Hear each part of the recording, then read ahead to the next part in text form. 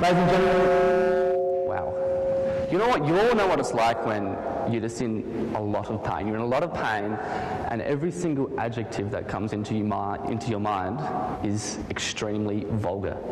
It's really, really rude. Now, I want you to imagine, right, that you are in the middle of Mongolia's Gobi desert, and you're lying on your back, right? You're lying on your back after having ridden 100 kilometres in 40-degree heat, up and down hills, through the softest sand, and you were only rationed a couple of litres of water for the day. You know, a few muesli bars, a couple of pieces of fruit.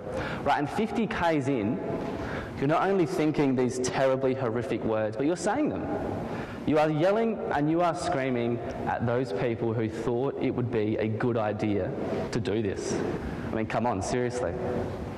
You know, usually you're a pretty calm person, you know, you're pretty calm and relaxed, but today all rationality had absolutely gone out the window and your body was in shutdown mode.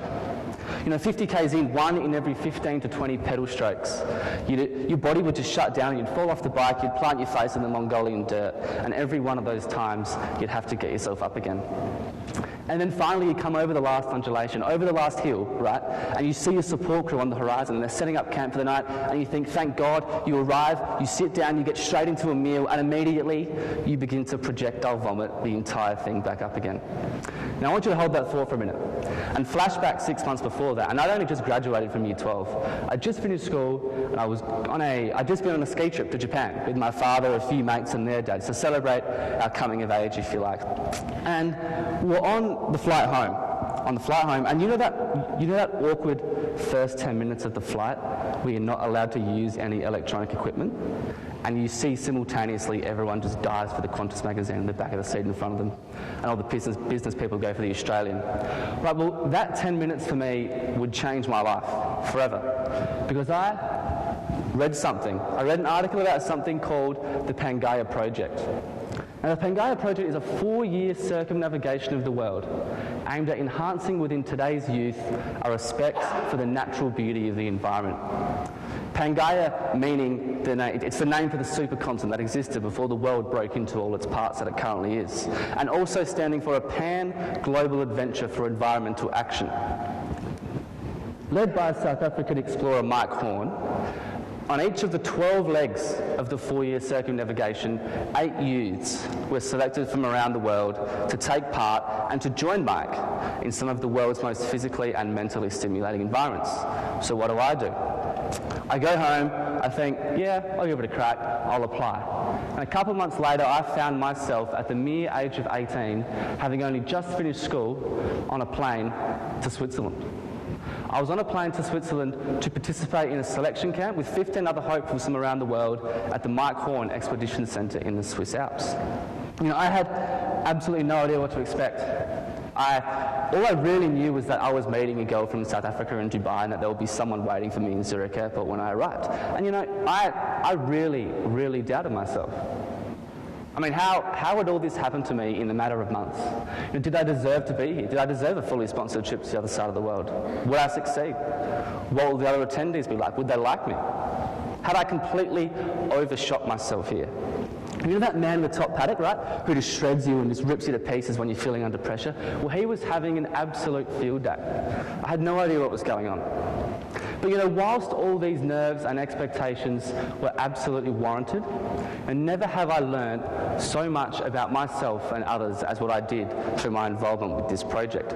You know, what was an exploration of the world and an exploration of nature became a holistic exploration of cultural diversity. I mean, I ask you, what happens when you throw 16 kids from around the world who've just finished school out into the middle of the Swiss Alps and you say, guys, get home in 36 hours? Who stands up? How do people react? And what happens when the same 16 kids sit around a dining table and someone mentions climate change? That scary word, climate change. Everyone freaks out and takes a step back. You know, what happens in these situations? And what you realise is that you are an absolute product of where you come from. That you are a product of your own society.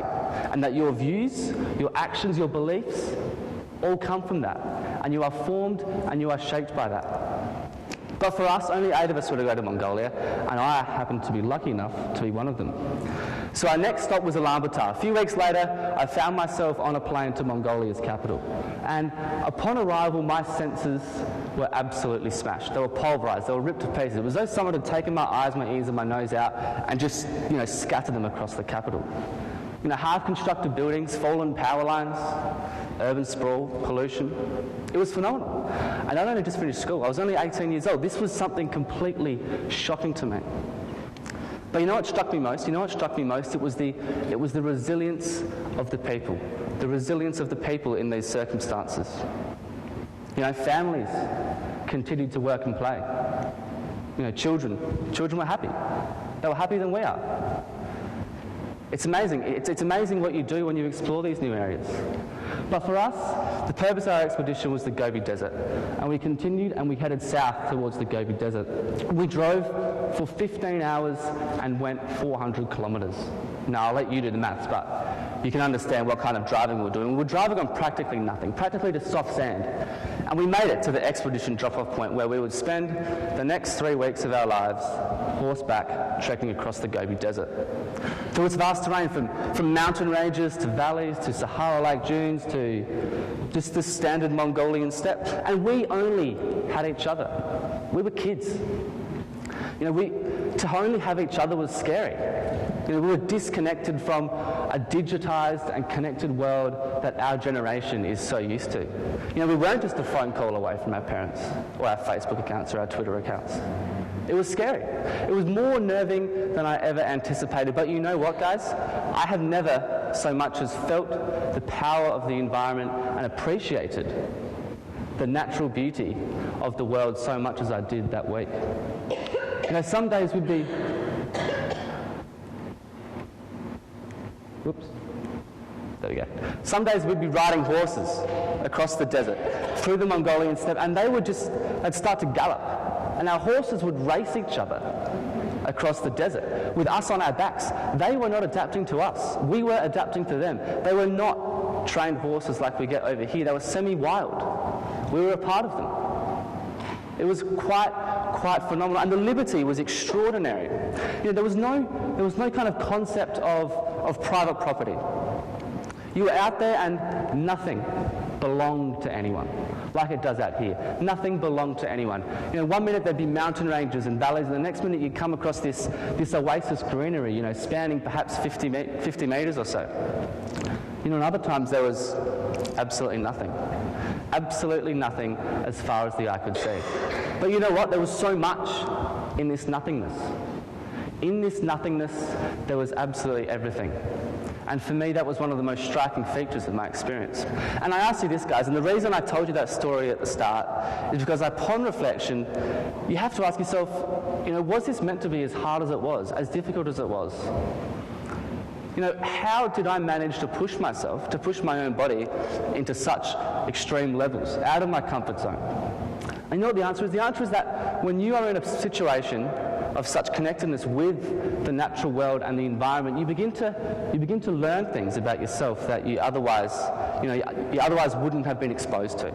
You learn things about how far you can push your body. You learn things about your own beliefs, your own attitudes, and your own personal values in life. Now, one morning at around 3 a.m, Mike, the leader of the expedition, woke us up at 3 a.m. He said, "Guys, we are going to summit the highest dune in the Hongrenels, the leading sand dune terrain in the Mongolian desert. We're going to summit it. It's going to take us 4 hours, and we're going to arrive at the top for sunrise." And we did.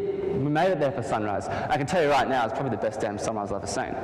But having said that, 8 of us arrived at the top of the highest dune in the Hongrenels. It stands about 1,400 metres. And we stood there and we just reflected on the months that had gone by. I mean, we were a group of kids from completely different walks of life. And what had we done? We'd explored, Right from when each of us read or learnt about the project, we had explored. And right here today, on the second to last day of our expedition, we had discovered.